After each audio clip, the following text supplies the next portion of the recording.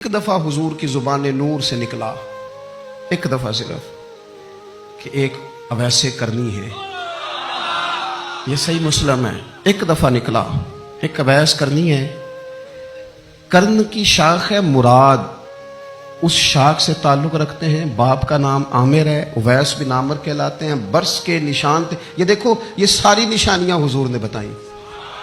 کتنی جگہ آپ نے سنا ہے حضور نے دیکھا نہیں انہیں، اور یارو کوئی ضروری تو نہیں نا کہ کوئی ظاہری طور پر ملے تو تب بھی پتہ چلتا ہے۔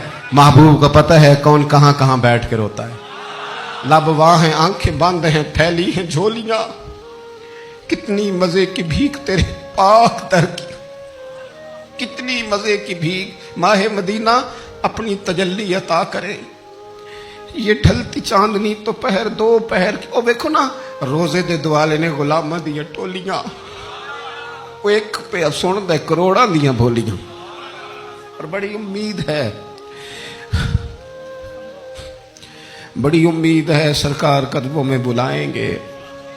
کرم کی جب نظر ہوگی مدینے ہم بھی جائیں گے، اور اگر جانا مدینے میں ہوا ہم غم کے ماروں کا تو مکینے گنبد خضرا کو حال دل سنائیں گے۔ ایک دفعہ حضور نے فرمایا عمر، ایک اویس بن عامر نام کا شخص ہے، کرن کا ہے، مراد ایک شاخ ہے قبیلے کی، اس سے تعلق رکھتا ہے، ماں کا بڑا فرما بردار ہے۔ یہ دیکھیں حضور غلاموں کی نشانیاں بتا رہے ہیں، غلاموں کی، بے خبر ہو جو غلاموں سے وہ آقا کیا ہے، اور بندہ مٹ جائے نہ آقا پہ تو وہ بندہ کیا ہے۔ فرمایا برس کے نشان ہے چہرے پہ، برس ہوا تھا وہ ٹھیک ہو گیا، درہم کے مطابق نشان ہوگا، ماں کا فرما بردار ہے۔ اور حضور نے فرمایا عمر، اس بندے کی شان اتنی ہے کہ وہ اگر اللہ کو کوئی قسم دے دے تو رب پوری کر دیتا ہے۔ فرمایا اگر عمر تیری ملاقات ہو گئی نا تو اس سے اپنے لیے دعا کرا لینا۔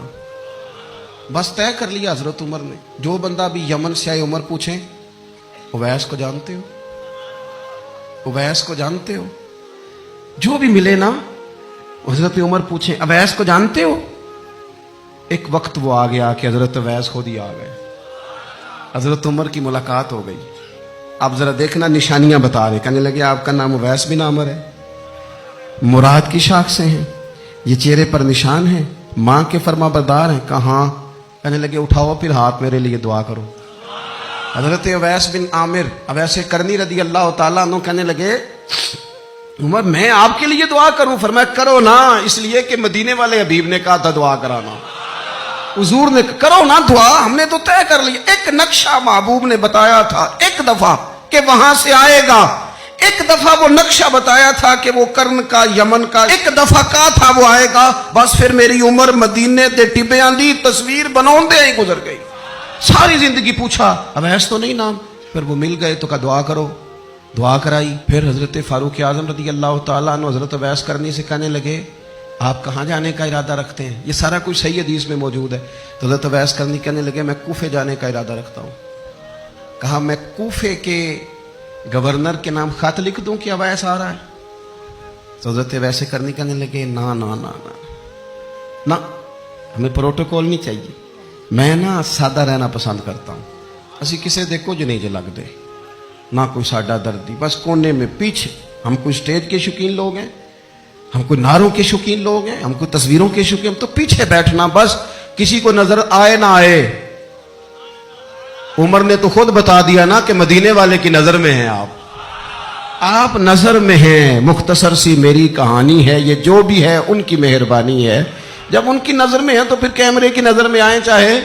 حضرت اویس کہنے لگے ضرورت کوئی نہیں، میں پیچھے رہنا پسند کرتا ہوں۔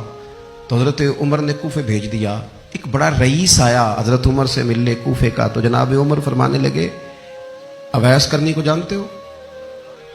کہ حضور جانتا تو ہوں اویس بن عامر کو، جانتا تو ہوں حضرت اویس بن عامر کو، لیکن وہ تو پیچھے پیچھے رہتے ہیں، گھر بھی ان کا سادہ، حالات بھی زیادہ وسعت والے نہیں۔ حضرت عمر کہنے لگے تمہیں بندے کی شان کا نہیں پتا۔ وہ بندہ حج کرنے آیا ہوا تھا مکے، حضرت عمر سے ملے، کوفے کے رئیس تھے، تو حضرت عمر کہنے لگے واپس جانا تو اس سے دعا کرانا۔